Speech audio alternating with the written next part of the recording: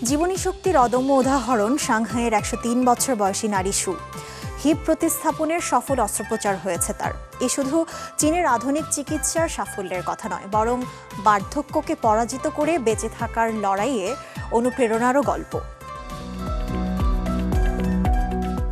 শতবর্ষ পেরিয়েও হার না মানা জীবনী শক্তি।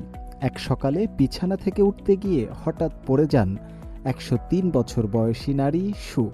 এরপরই শারীরিক যন্ত্রণা, নড়াচড়া প্রায় অসম্ভব হয়ে পড়ে।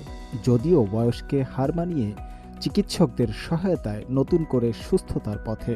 চীনের সাংহাইয়ের এই প্রবীণ নারীর গল্প এখন অনেকের কাছে এক অনুপ্রেরণার নাম।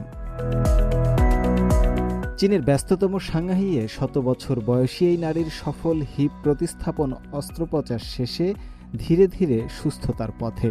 এই বয়সে আংশিক হিপ প্রতিস্থাপন অস্ত্রোপচারের ক্ষেত্রে এটি নতুন রেকর্ড বলেও মনে করেন হাসপাতাল কর্তৃপক্ষ।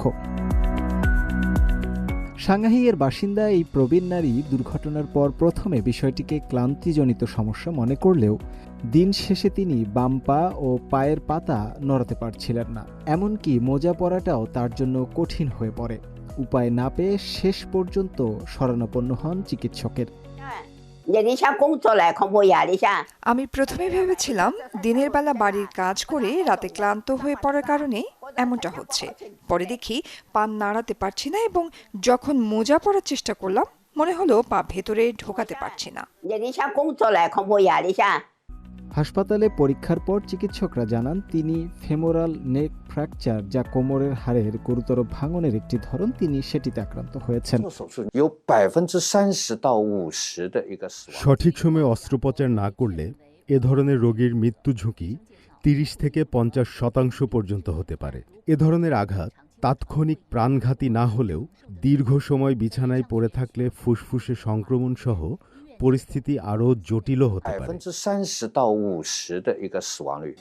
রোগীর বয়স বিবেচনায় হাসপাতালের অর্থোপেডিক, হৃদরোগ, অ্যানেস্থেশিয়া এবং পুষ্টি বিভাগের বিশেষজ্ঞদের সমন্বয়ে একটি মেডিকেল টিম গঠন হয়। শারীরিক অবস্থার সঙ্গে সামঞ্জস্য রেখে তৈরি হয় বিশেষ চিকিৎসা পরিকল্পনা। গেল ১৮ মে প্রায় ১ ঘন্টা অস্ত্রোপচারে সফলভাবে তার আংশিক হিপ প্রতিস্থাপন করা হয়। এখন সুস্থ হয়ে ওঠার পথে তিনি। হাসপাতাল কর্তৃপক্ষ জানিয়েছে ১০৩ বছর বয়সী সুই এখন সবচেয়ে প্রবীণ এবং সম্ভবত সবচেয়ে দৃঢ়চেতা রোগীদের একজন।